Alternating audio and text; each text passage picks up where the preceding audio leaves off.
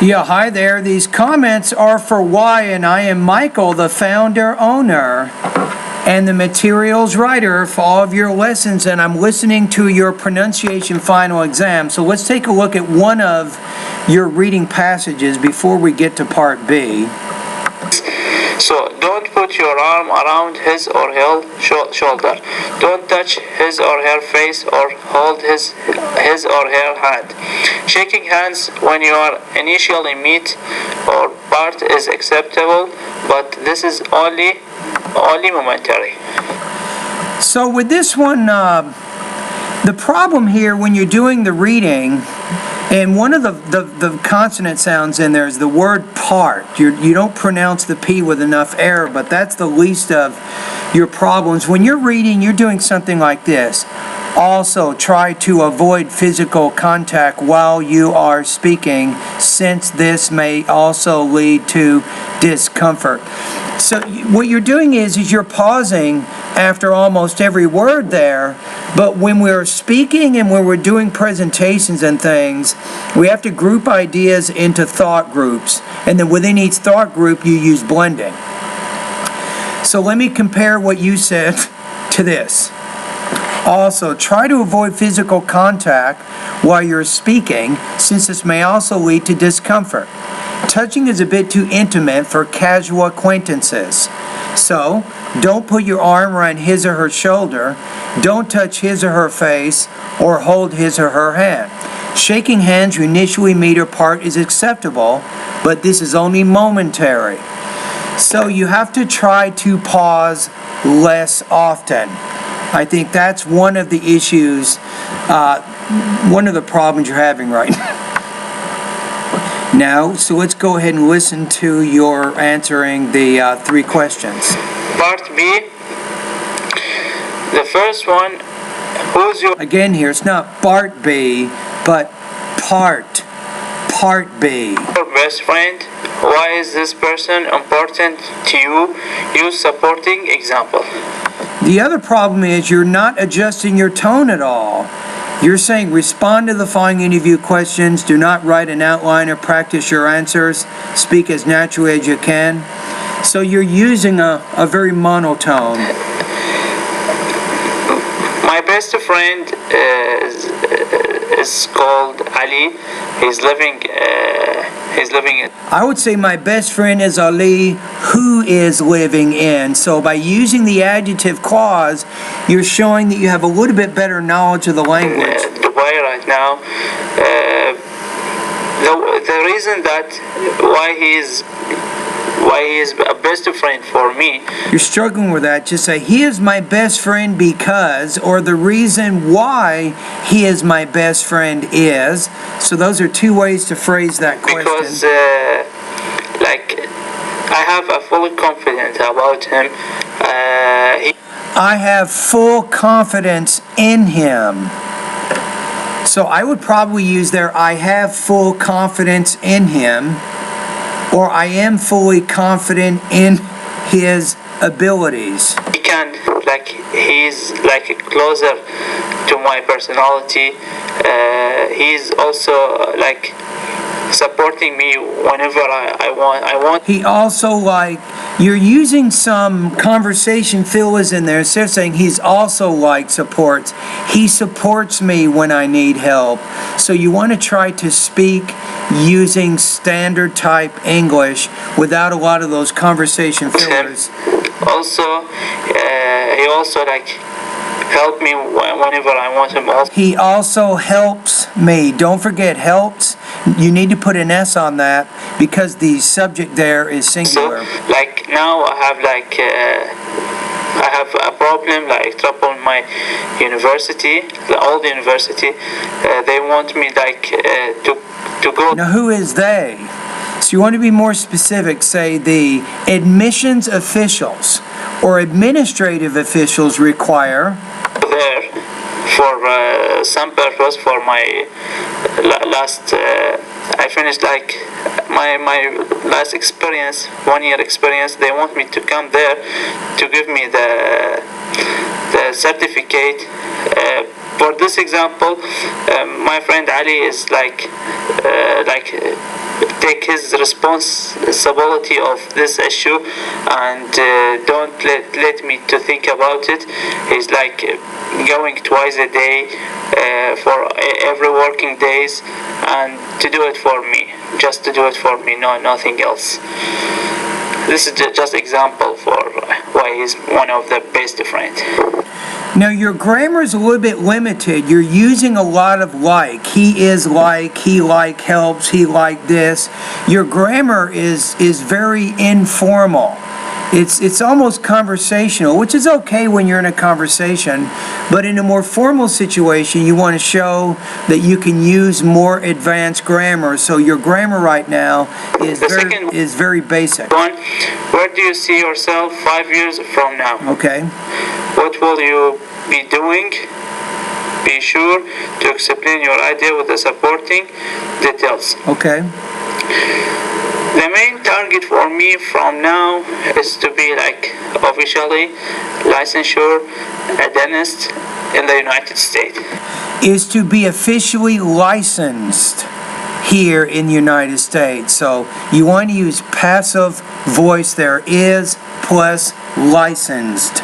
So you want to use the past participle of the verb license. Also, I want to be fluent in English. This is also a target for me.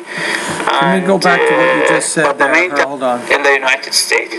Also, I want to be fluent in English. Okay. This is also a target for me, and but the main target is to be a dentist, and like I finished like equivalency, and so the main target is to be a dentist, I would say, and to finish my equivalency. So maybe use infinitives in both cases there. This is the main target. I hope I can do it within 5 years. I think it's enough for me 5 years from now to do what maybe also I will get married. I will get married within that period. Now, one thing you did not use here, you had the chance to use future perfect. For example, I will have completed my license to become a dentist 5 years from now.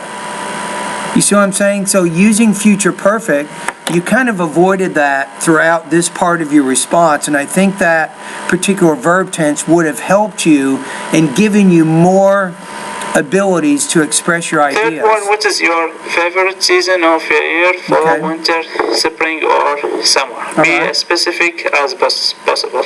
Okay. My favorite season is fall, because the weather is not that cold, and it's not that hot, not that hot. It's mean like in the middle, like you can wear like you can wear. I would say not you can wear, I can wear. We're asking you specifically why fall is your favorite season of the year, so you don't have to talk to your audience directly there. Like not that heavy kind of cloth, and even not like a summer. You have to wear like a light kind of cloth. You can be in between, and also there is no like raining or also like snow in this I would say there is no rain or snow. part of the year, so you can hang out, you can go in outdoor places, not to be like specific like in the winter you have to be indoor, or in the summer you have to be indoor exactly also, because the hot weather of that year, so you are finding like AC or heater like in the winter. Instead of finding, I would say, so you're utilizing the air conditioner or heater during either the summer or the winter. Okay, so let's take a look at your score here. Okay, I'm going to go to the rubrics right now. Let's see what we have.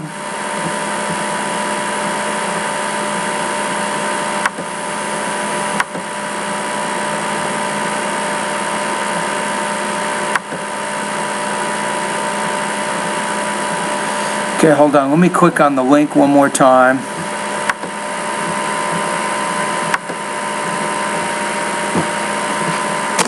Okay, here, that's going to be better there. Sorry, I should have done that earlier.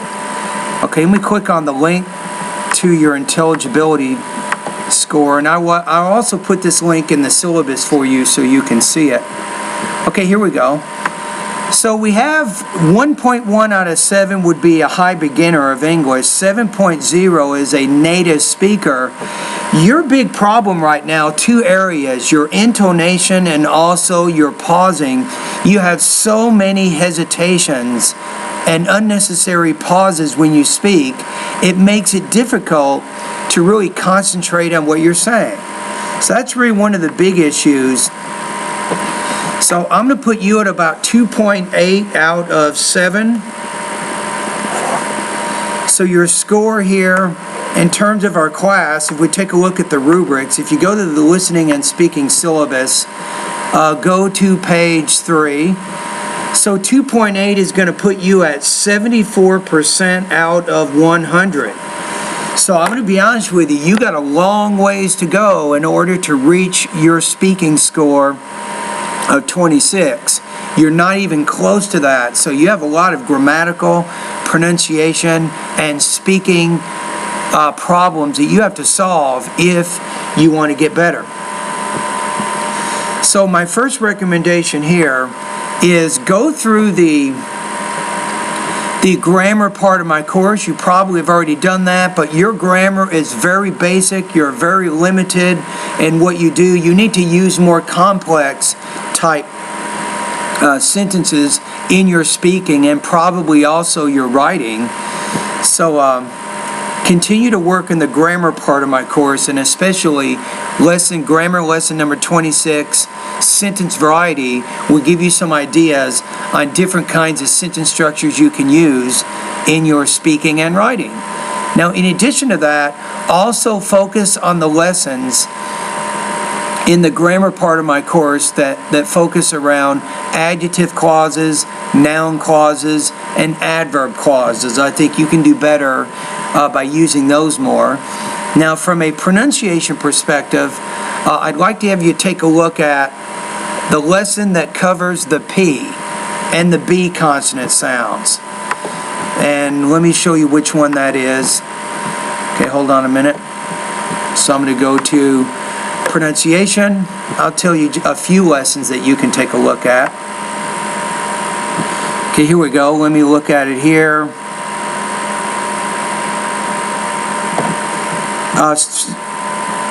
Pronunciation lesson number 19. That one's important for you right now. Also, you want to do more practice with intonation, lessons 36 through 40, and also thought groups and blending, which is lessons number 41 through 44. So you really have to do a lot more practice with your speaking and pronunciation. And I'm guessing right now you're speaking. I'll probably listen to it in just a minute, but you're probably closer to maybe 13 or 14 points out of 30, and I know that your goal is 26, so you're probably about halfway there right now. So you're going to have to do a lot more practice with your speaking if you want to reach that goal to get your license to become a dentist here in the United States.